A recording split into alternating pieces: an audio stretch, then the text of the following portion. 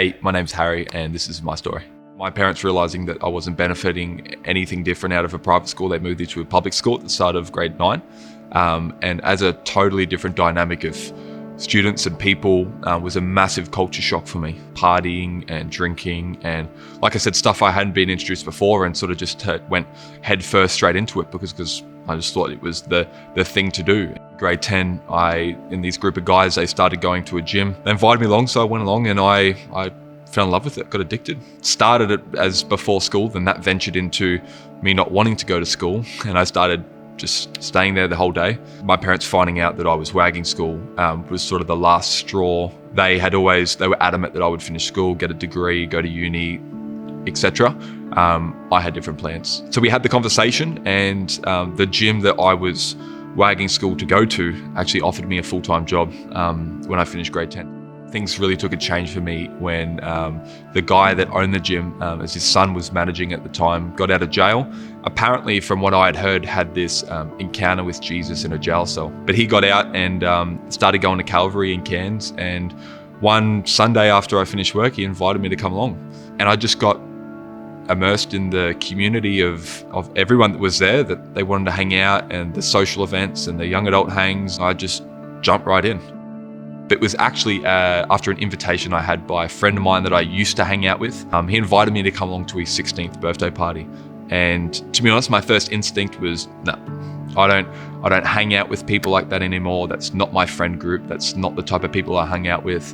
And after persisting, I gave in to his invitation and I went along. After being there for a while, someone had offered me a drink, and I stopped drinking at that time for a while, and offered me another one. No, another one, and eventually I gave in. I had a drink, and that one turned to 2, and 2 to 3, and it was actually quite quickly I found myself in the exact same thoughts, temptations, anger, everything that I had before coming to church rushed back to me.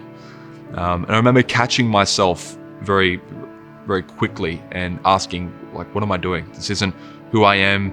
And because I had taken the onus on myself that I had made this change in my life, I was like, oh, I can't do this anymore. Like I need to get out of here. So I remember very distinctively asking a group of girls at the party to drop me home. And as we were on the way home, there was this overpass bridge near my house. And I remember so clearly coming under this bridge and God speaking to me so audibly saying, Harry, it wasn't you that changed you, it was me that changed you.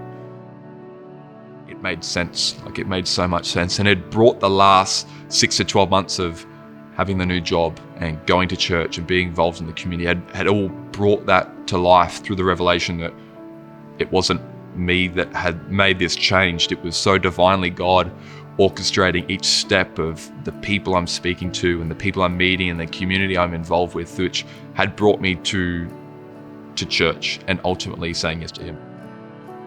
Growing up, the common question in school was always, what do you want to do when you finish? And that was a great question that I couldn't answer.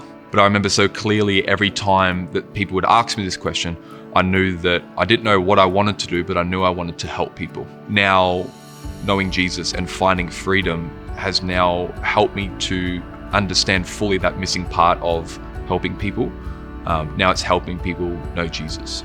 And I had a revelation of this very early on in my faith journey, that for God so loved the world, John 3:16 says, for God so loved the world that He gave.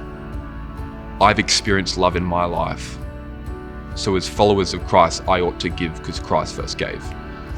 What it took for me to be where I am now was simply by an invitation. Don't underestimate the small things.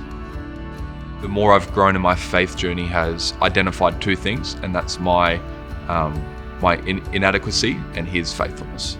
I think constantly reminding myself of that God can use someone who doesn't know their hope, doesn't know what their plans are, and that's fine, but through knowing hope, through finding freedom, now not just identifying that for myself, but being so convinced of that, I can't help but share with every person that I encounter.